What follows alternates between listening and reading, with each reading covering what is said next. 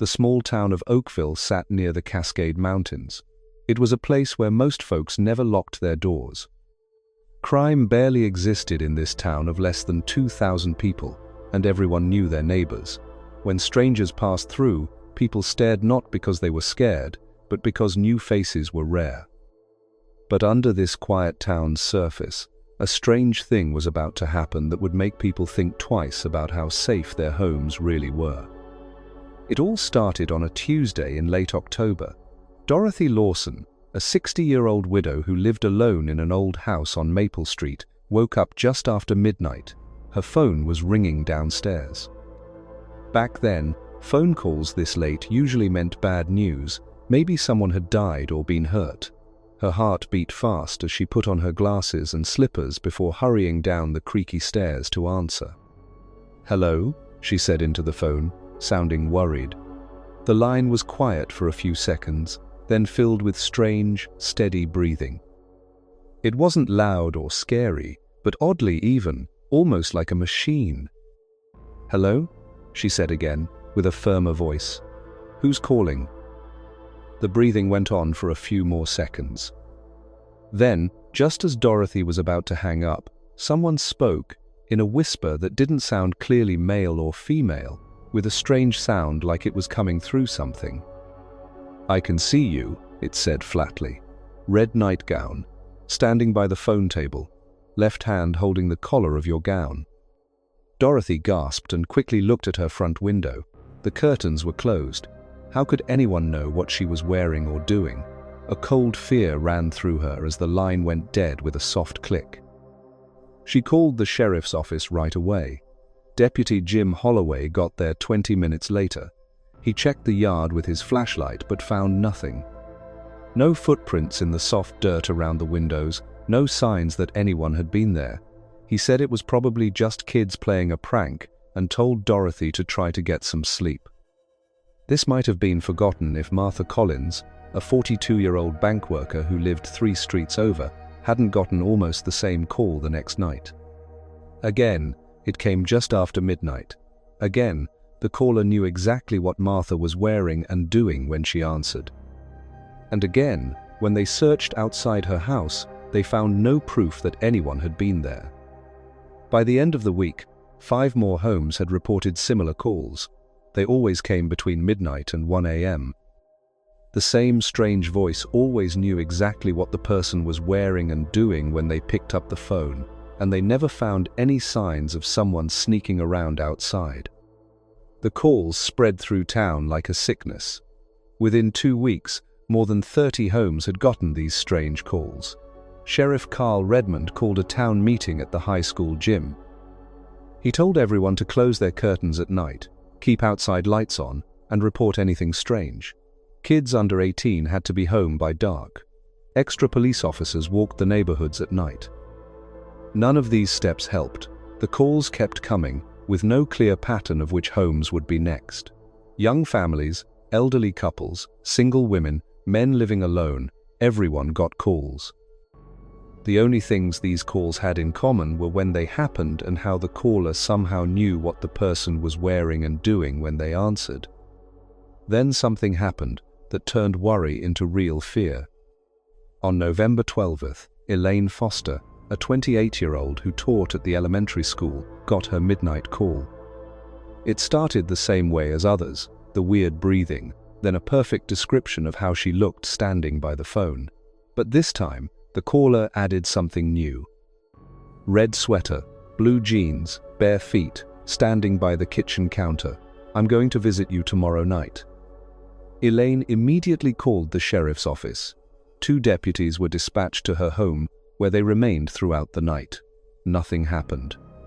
At first light, they departed, with one deputy promising to check in during his evening patrol. The following night, Elaine sat in her living room, every light in the house blazing, a kitchen knife on the end table beside her chair. She jumped at every sound, the refrigerator cycling on, the house settling, the wind rattling a loose shutter. Minutes crawled by with excruciating slowness. At 11:45 p.m., her phone rang. Her first instinct was not to answer it, but curiosity and dread propelled her forward. With trembling hands, she lifted the receiver. "Hello?" Her voice was barely audible.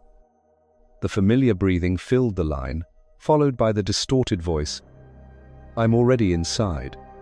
The line went dead. Elaine dropped the receiver, grabbed her knife, and ran to the front door. She fumbled with the lock, yanked the door open, and fled into the night, not stopping until she reached her neighbor's house. They called the sheriff, who arrived with 3 deputies. They conducted a thorough search of Elaine's home, checking every closet, crawl space, and possible hiding place. They found nothing, no sign of forced entry, no evidence that anyone other than Elaine had been in the house. But on her bedroom mirror, written in what appeared to be red lipstick, though Elaine insisted she didn't own that shade, were the words, "I see you when you sleep." The Foster incident sent shockwaves through Oakville. Many families packed up and left town to stay with relatives elsewhere.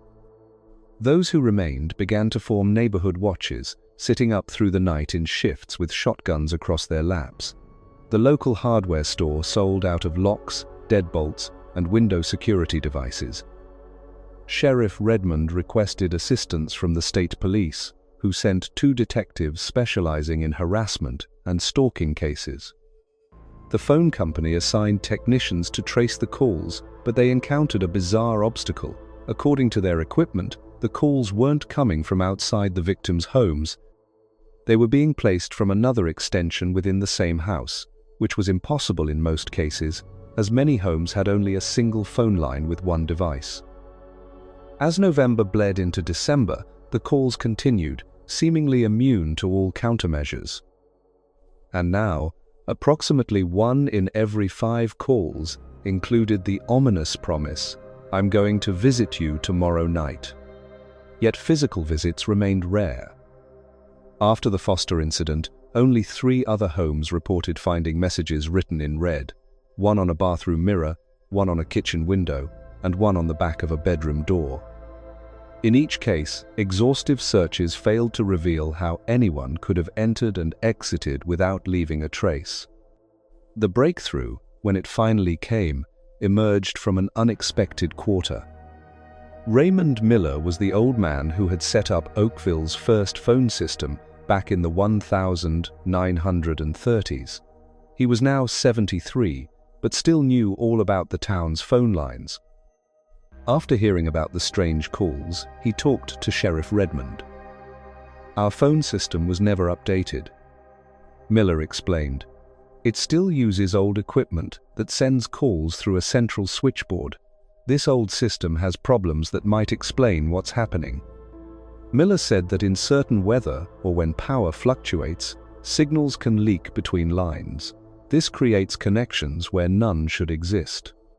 Also, the system sometimes keeps bits of conversations in its memory, which can play back during later calls. It sounds like a real person talking. "Someone might have figured out how to use these flaws," Miller suggested. "If this person could also see into homes or watch them from outside, they could seem to know everything about the people they called." Sheriff Redmond was skeptical but desperate for leads. He authorized Miller to inspect the telephone exchange with company technicians. What they discovered confirmed parts of Miller's theory while raising disturbing new questions. Someone had indeed tampered with the exchange equipment, installing a crude but effective device that could intercept and redirect calls. More troublingly, this device contained recordings of various household sounds, conversations, footsteps, doors opening and closing, that could be played back during calls to create the impression that the caller was inside the victim's home. The level of technical sophistication required was considerable, certainly beyond the capabilities of local teenagers pulling pranks. This was the work of someone with specific knowledge and resources. But the most unsettling discovery came when the technicians traced the source of the device's power supply.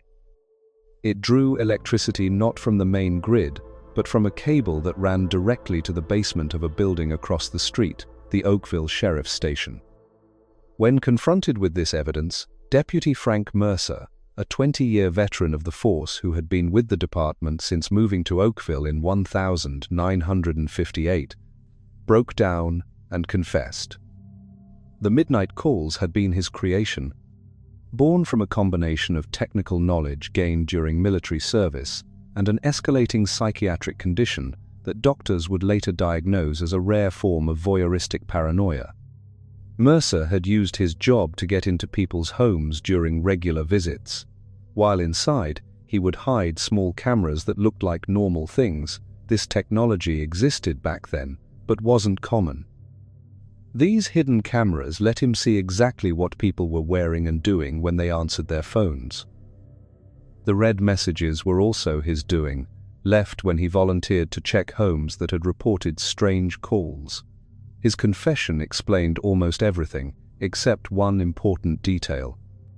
Elaine Foster insisted that Deputy Mercer hadn't been one of the officers who searched her home the night she got her threatening call. According to station records, he wasn't even working that night. Yet the message on her mirror matched the others in handwriting and what was used to write it. No one ever solved this mystery. Mercer claimed he did everything, suggesting that Foster's memory was confused by fear. Some townspeople thought Mercer had a helper who was never caught. Others whispered about Mercer's claims during mental evaluation that he sometimes lost time and would find himself having done things he couldn't remember doing. Whatever the real story, Deputy Frank Mercer went to jail for many crimes, making scary calls, breaking into homes, damaging property, and misusing his police job. The judge sent him to a mental hospital prison for 17 years. He never walked free again. In 1986, he caught a bad case of pneumonia that turned deadly. The midnight calls in Oakville ceased after Mercer's arrest. Most residents eventually returned to their homes, installed better locks, and tried to put the frightening episode behind them. The town's trust in its police force took longer to rebuild, with many officers transferring to other departments and new personnel being brought in from outside. But some things never fully returned to normal. The casual openness that had characterized Oakville was permanently altered. Doors that had never been locked were now secured with deadbolts. Curtains that had remained open were drawn at dusk. The telephone, once a benign conduit for connection, became for many an object of lingering apprehension. And then there were the calls that continued to happen years later, not frequently, just occasionally, always around midnight, always to homes where the residents had lived through the original incidents. The pattern was the same: mechanical breathing, followed by a precise description of the person answering the phone. The police investigated each report, tracing calls that led nowhere, searching for surveillance devices that didn't exist, pursuing theories that yielded no results. They attributed these incidents to copycats, pranksters familiar with the town's history, or even mass hysteria triggered by memories of the original events. Most troubling were the cases where residents claimed to have received these calls, despite having unlisted numbers that had been changed multiple times since the Mercer incidents. Or homes where caller ID showed the incoming call originating from the recipient's own number. Or the 3 separate occasions when calls came to houses experiencing power outages, despite the fact that corded telephones from that era required electricity to function. In 1992, 14 years after the original incidents, Daniel Harper, a journalist researching a book on the Oakville case, made a discovery that was never published but was shared with Sheriff Redmond's successor. While reviewing evidence from the original investigation, Harper found a sealed envelope containing a handwritten note from Deputy Mercer, apparently composed shortly before his death. The contents of this note were never officially disclosed, but according to a clerk who worked in the sheriff's office at the time, it contained just one sentence: "I never made any phone calls." The residents of Oakville who lived through those frightening weeks in 1978 have their own theories about what really happened. Some believe Mercer's confession was genuine, and the subsequent calls were indeed copycats, or products of overwrought imaginations. Others maintain that Mercer was covering for someone else, perhaps a fellow officer or a relative, and took the truth to his grave. A smaller group holds to a more disturbing possibility, that Mercer discovered something through his police work, something that was using the town's telephone system as a conduit to infiltrate homes and minds. In this version of events, his confession was an attempt to rationalize the irrational, to provide a comforting explanation for something that defied conventional understanding. Whatever the truth, the legacy of the midnight caller persists in Oakville's collective memory. Parents still warn children not to answer the phone late at night. New residents moving to town eventually hear whispered versions of the story. And lifelong residents still report, though less frequently as years pass, that familiar nighttime call, the mechanical breathing, the precise description of their appearance, and in rare cases, the chilling promise, "I'm going to visit you tomorrow night."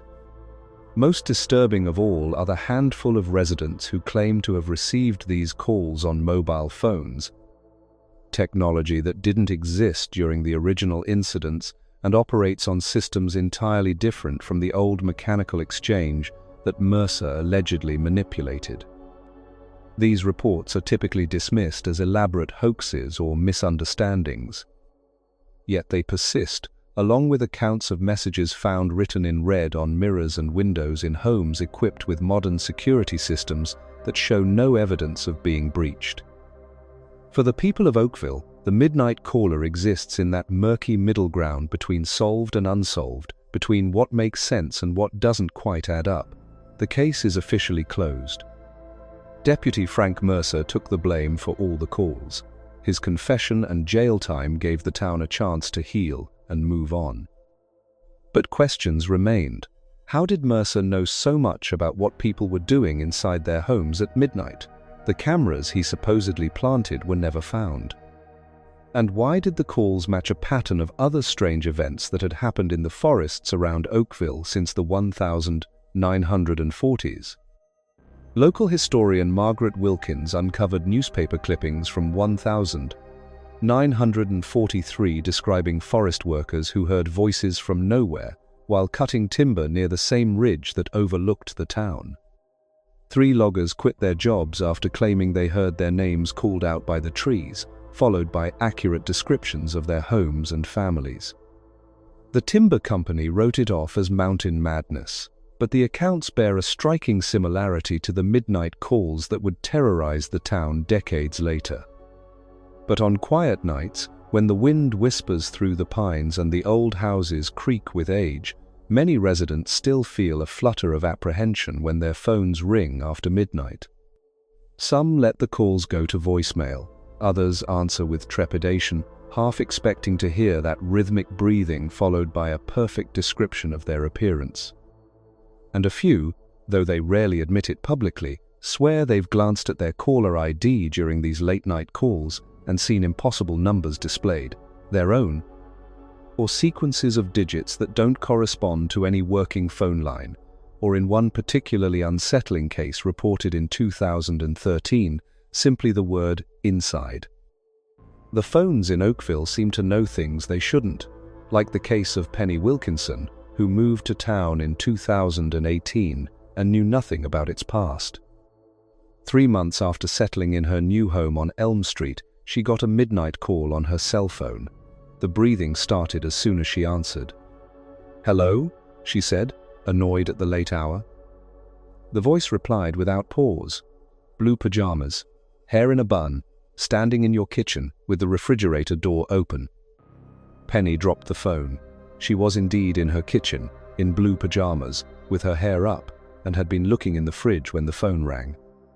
But she lived alone in a house with drawn curtains, with no way anyone could see inside.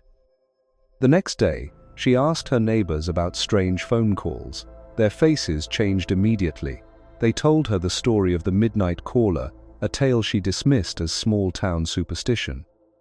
That night, she set up her laptop to record her bedroom while she slept.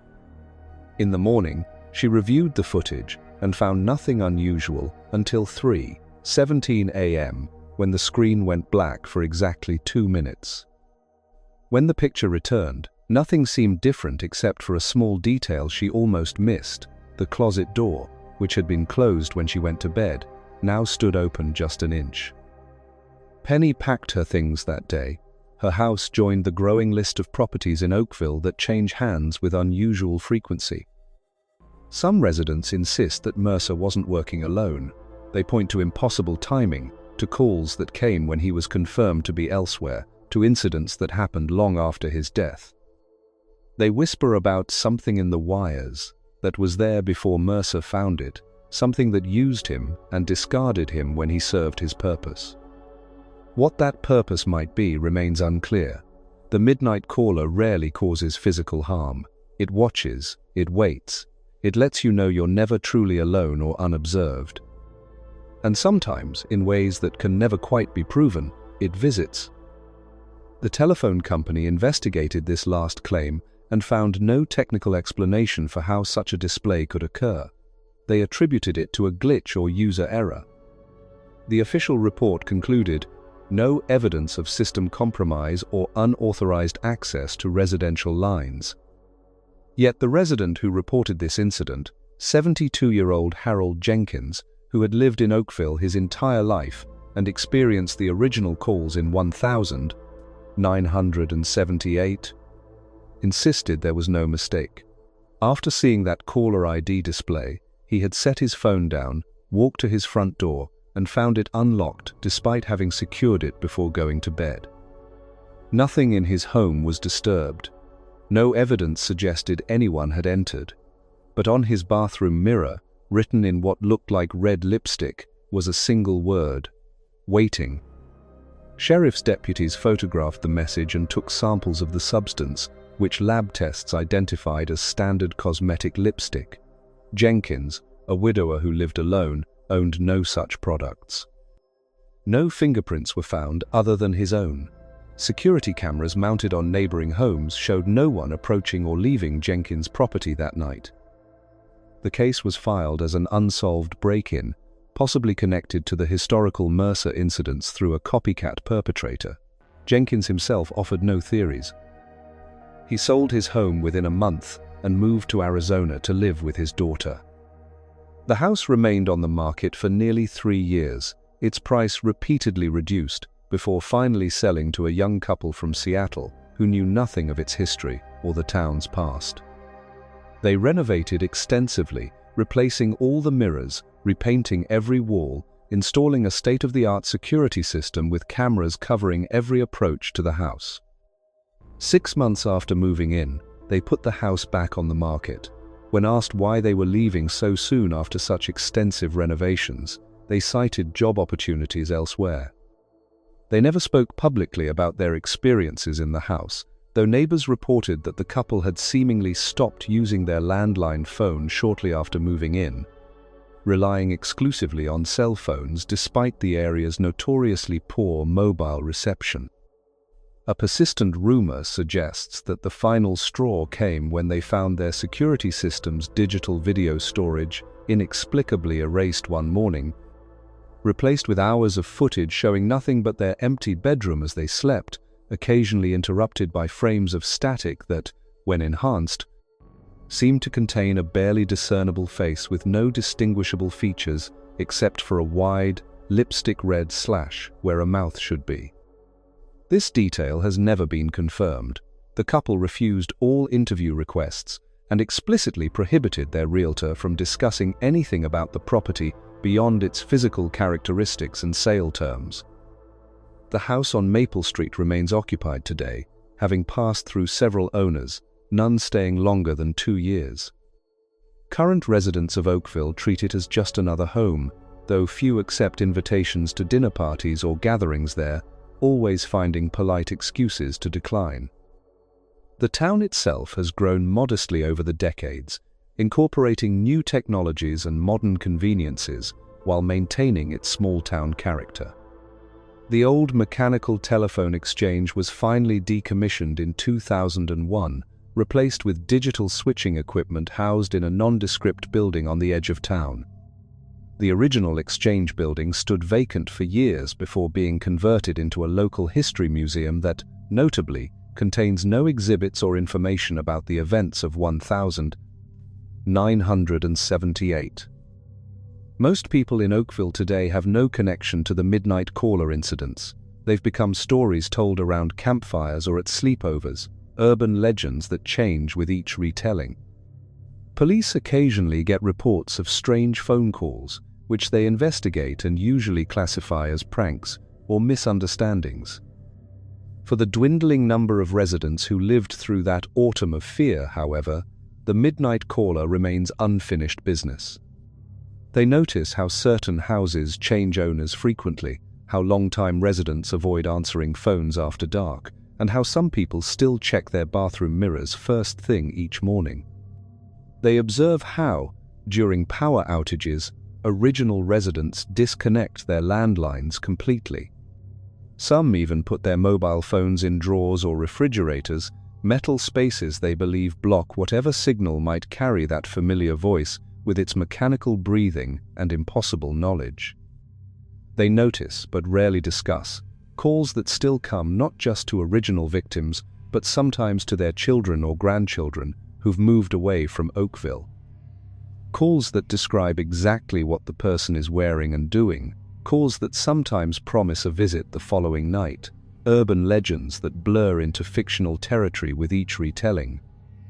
Officers at the sheriff's station occasionally receive reports of strange phone calls, which they dutifully investigate and inevitably classify as pranks or misunderstandings. For the dwindling number of residents who lived through that autumn of fear, however, the midnight caller remains unfinished business. They note the pattern of brief ownership of certain houses, the reluctance of locals to answer phones after dark, the way some long-time residents still check their bathroom mirrors first thing each morning.